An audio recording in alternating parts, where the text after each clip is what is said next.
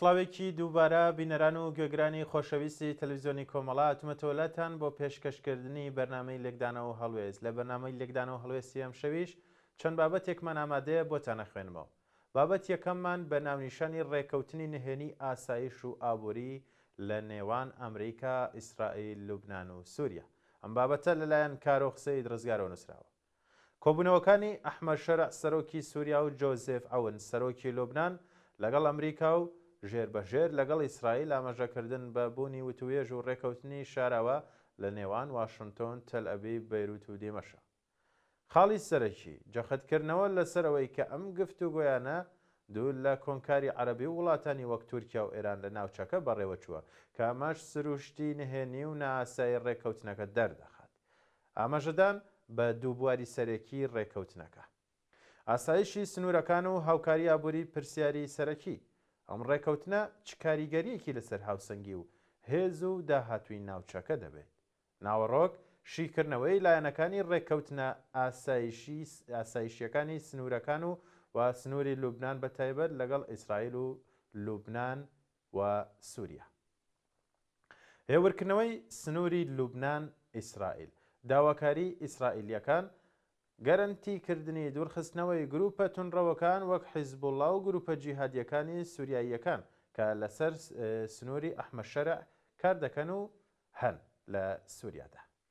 ڕۆڵی ئەمریکا وەک ناوەندی نێوەندگیر و گەرنتیکەر کە کۆنتڕۆڵی سنووری لوبنان و سووریا دەکات.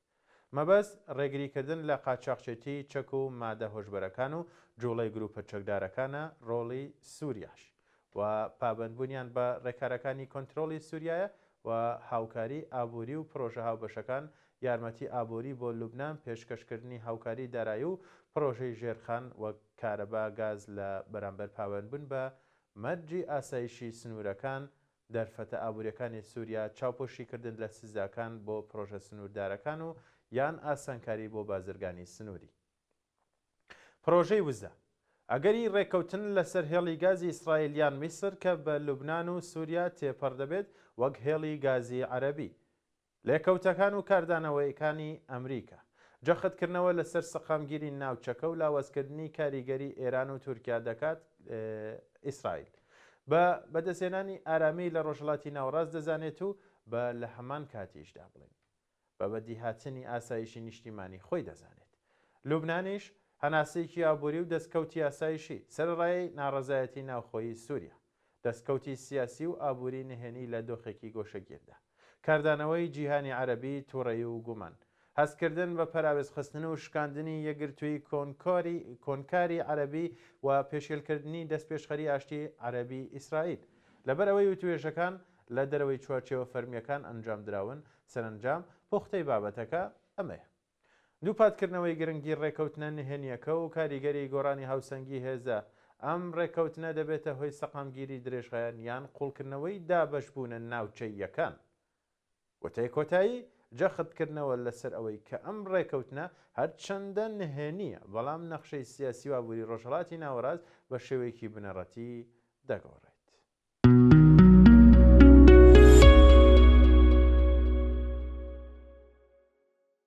ترەمپ و مۆتەکەی چین. شاردنەوەی داڕمانی ئابووری لەژێر پەردەی فاشیزم و دژایەتی پەنابەران. ئەم بابەتە لەلایەن توانە محەممەد نووریە و نووسراوە بابەتی دووەمی ئەم شەوی لێکدانەوە هەڵوێسمانە. لە مێژووی هاوچەرخی ئەمریکادا چەمکی استراتیژی نیشتیمانی هەمیشە وەک نەخشە ڕێگایەک بۆ پاراستنی ئاسایش و بەرژەوەندیەکانی دەوڵەت سەیر کراوە. بەڵام لە سەردەمی دۆناڵد ترامپدا ئەم چەمکە گۆڕانکاریەکی ڕیشەیی بەسەرداهات.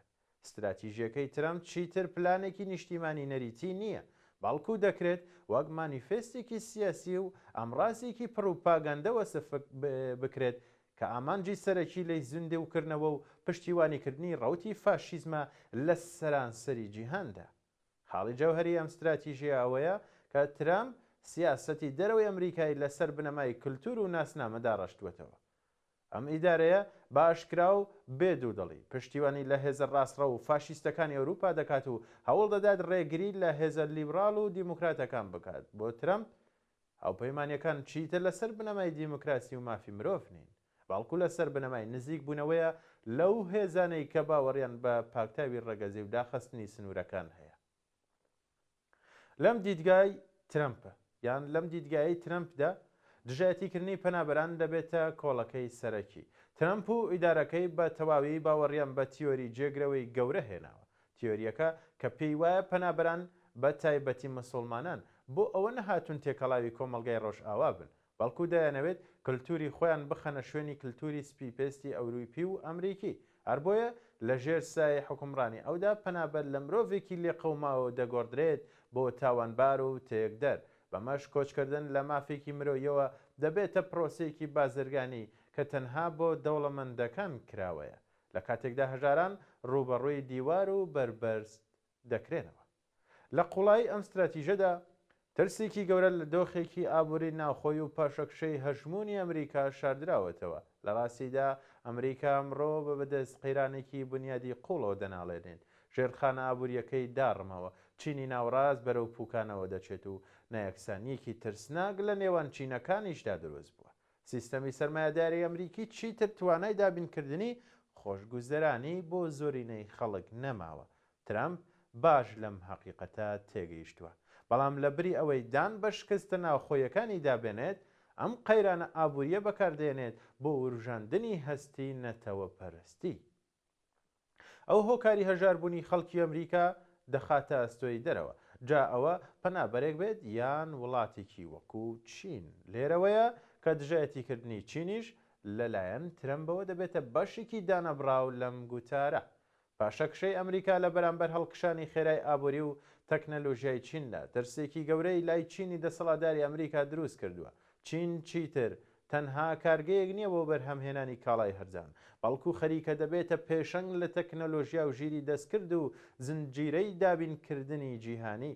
ترامپ ئەم گۆڕانکاریە وەک مەترسیەک بۆ سەربوونی ئەمریکا دەبینێت، بۆیە دژایەتیکردنی چین تەنها ململانەیەکی بازرگانی نییە، بەڵکو هەوڵێکی بێئومێدانەیە بۆ ڕاگررتنی ئەو ڕەوتە مێژوەیی کە تێیتا ڕۆژئاوا هەژمونی خۆی لەدەست دەدات.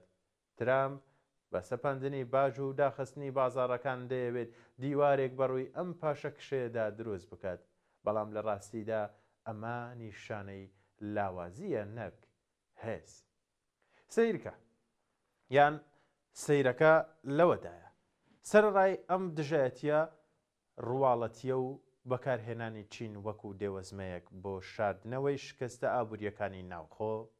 ترامپ زۆر جار بە چاوێکی ئیرەییەوە دەڕوانێتە دەسەڵاتی ڕەهای سەرۆکی چین.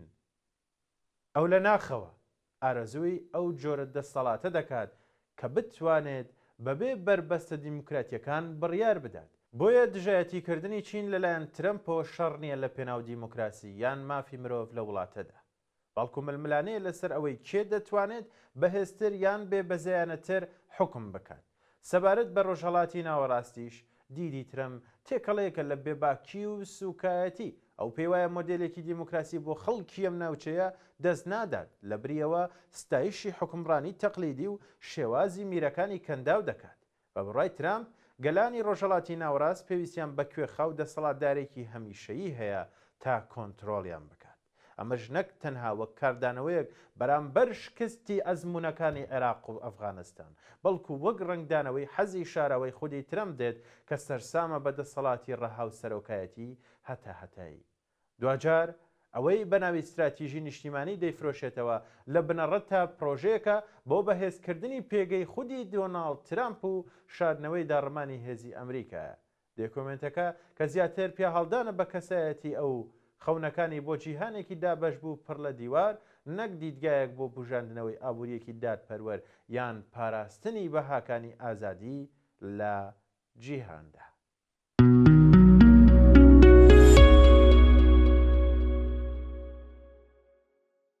بابەتی کۆتاییشمان بە ناونیشانی کارنامەی کۆماری ئیسلامی فەڵەستین بەردەوام کارەسات لە دوای کارەساتی لێکەوتوتەوە. ئەمە ناونیشانی کۆتا بابەتی ئەم شەوی لێکدانەوە هەڵوێستە. ئەو ڕاستیە ئەمڕۆ کە لە کەس شاراوە نییە کە کۆماری ئیسلامی بە درێژای دەسەڵاتی بەکردەوە بەردەوام زەربەی لە ئامانجیڕەوە و عادڵانی خەباتی خەڵکی فەڵەستین داوە. ئەو ڕژێمە بە بەردەوامی باڕاستی بەرژەوەندی ناوخۆی و ناوچەی و نێونەتەوەیش کەڵکی لە پرسی فەڵەستین وەرگرتووە. لە چەند دەی ڕابردوودا بە بیانووی دیفاع لە ئازادی فەڵەستین ڕەوتی کۆنەپەرستی ئیسلامی سیاسیان لە ناوچەکە بەهێز کردو و بزوتنەوە پێشڕەوە کۆمەڵایەتی و سێکۆلارەکانیان خستۆتە ژێرگوشارەوە.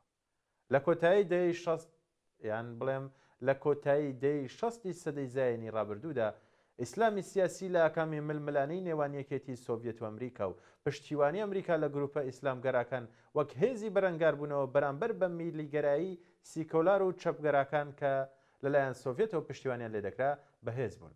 لە هەمان کاتیشدا پەرەسەندنی قەیرانی ئابووری و بێتوانایی ئۆلگۆیەکی سەرمایەداری دەوڵەتی لە چارەسەرکردنی کێشەکاندا بواری گەشەی بۆ بزوتنەوەی ئیسلامی سیاسی خۆش کرد کە ئیسلامگەراکان بە تۆڕ و شەبەکەی بەرینی ناوەندی خێرخوازی و تەنانەت ڕەوتی سیاسی وەکو ئێخوان الموسلیمین ڕێگا چارەی ئیسلامیان بۆ چارەسەری کێشەکان هێنایە گۆڕێ و لە نێو چین و توێژە مام ناوەند و هەژارەکانیشدا هێزی تازەیان بۆ لای خۆیان ڕاکێشا. لە درێژەی ڕەوتەکەدا لە فەڵەستینیش ئیسلامگەراکان وەکو حەماس، جیهادی ئیسلامی فەڵەستین و گروپە بچووکەکانی تر سەریان هەڵدا و خۆیان ڕێک خست. سەبر ئەوەیە کە لە یارمەتی ژێربەژێری دەوڵەتی ئیسرائیلیش بەهرەمەند بوون. بەم شێوازە بە هاتنە سەرکاری ڕژێمی کۆماری ئیسلامی لە ئێران ئەم هێزانە لەلایەن ئێرانەوە وەکو ئامرازێک بۆ پاراستنی ڕژێمی تازە بەدەسەڵات گەیشت و بەکار هاتن بۆ ئەوەی قوڵایی ئەمنی خۆیان پەرە پێ بدەن و بەم جۆرە لە ژێرناوی دیفاع لە بەرژەوەندی مسلمانان شەڕ و ململانیەکانیان لە خۆیان دوورخەنەوە. سەرانی ڕژێم کە ئەو هێزە کۆنەپەرستیان ناو لێنە خاک ڕیز و سەنگەری بەرگری دەستیاندایە پێکهێنانی حیزبوڵڵای لوبنان. ئەوان ساڵانە بە ملیارد دۆلار لەر سەروەت و سامانی کۆمەلگا و بەرهەمی ڕەنج و چەوساندنەوەی کرێکاریان ڕشتە گیرفانی ئەم هێزە کۆنەپەرستانەوە تا بەناو ئیسرائیل گەمارۆ بدەن. لە ئاکامی ئەم سیاسەتەی کۆماری ئیسلامی لە ماوەی چەند ساڵدا وڵاتانی حەوزەی کەنداو بوون بە جبەخانەی سیلاحە ئەمریکیەکان و تاڵانی داهاتە نەوتیەکانی ئەو وڵاتانە لەلایەن دەوڵەتی ئەمریکا و باقی دەوڵەتانی ڕۆژاواییەوە. لە ناوخۆی فەڵەستینیشدا کۆماری ئیسلامی بە بەهێزکردنی حەماس لە بەرامبەر ڕێکخراوی فەتەحدا بوو بە هۆی ئەوەی کە دوولەتبوونی بەرەی بزوتنەوەی فەڵەستین ڕووبدا کە ئەمەش لە کردەوە بە قازانجی دەسەڵاتداران و دەوڵەتی ئیسرائیلتەوە بوو. ئەوان بە بیانووی پتەوکردنی ئەمنێتی ئیسرائیلیەکانەوە بیناکردنی شارۆچکەکانیان لەسەر زەویە داگیرکراوەکان پەرە پێدا. هێزە ئیسلامیەکانی حەماس، جیهادی ئیسلامی بە هاوپشتی موشکی نێردراو لەلایەن کۆماری ئیسلامیەوە بەرەو ناوچەکانی ژێردەستی ئیسرائیل بە شێوەی بەردەوام بیانویان ئەدایە دەست ڕژێمی ئیسرائیل تا بەدەست و باڵی کراوەترەوە درێژە بە کوشتاری خەڵکی فەڵەستین و داگیرکاریەکانی بدات. کارەساتی خوێناوی کۆمەڵکوژی لە غەزا لە بەرهەمە پڕ کارەساتەکانی ئەم سیاسەتانە بووە. ئێستا بە بەهای خوێنی بەناحەق ڕژاوی دەیان هەزار فەڵەستینی لە ژن و پیا و منداڵ و پیر و لاو لە کەس شاراوە نییە کە کێشمەکێشی ئێستای نێوان دەوڵەتی ئیسرائیل و کۆماری ئیسلامی و قسەکانی سەرانی ڕژێم سەبارەت بە نابودکردنی ئیسرائیل بە تەواوی لە قازانج و بەرژەوەندی دەوڵەتی ڕەگەزپەرستی ئیسرائیل شکاوەتەوە. دەستە ڕاستی ترین هێزەکان کە لە نێوان ئیسرائیلدا بە گەورەکردنەوەی مەترسی کۆماری ئیسلامی هاتوونەتە سەر حوکم، ئەوان بە بیانووی قسەکانی ناوبەناوی خامنەی خەڵکی لایەنگری ئاشتیان لە ئیسرائیل و فەڵەستین سەرکوت کردووە. ئەوەیە کارنامەی کۆماری ئیسلامی لە فەڵەستین کە بەردەوام کارەسات لە دوای کارەساتی لێکەوتوێتەوە. بەڵێ بینەرانی خۆشەویست لێردا هاتیینە خوێندنەوەی کۆتایی بابەتەکانی ئەم جارەی بەرنامەی لێکدانەوە هەڵوێست. تاوەکو ئامادەکردنی چەند بابەتێک و خوێندنەوەی جارێکی تر لە بەرنامەی لێکدانەوە هەڵوێست. کاتێکی خۆشتان بۆ باوەتە خوازم.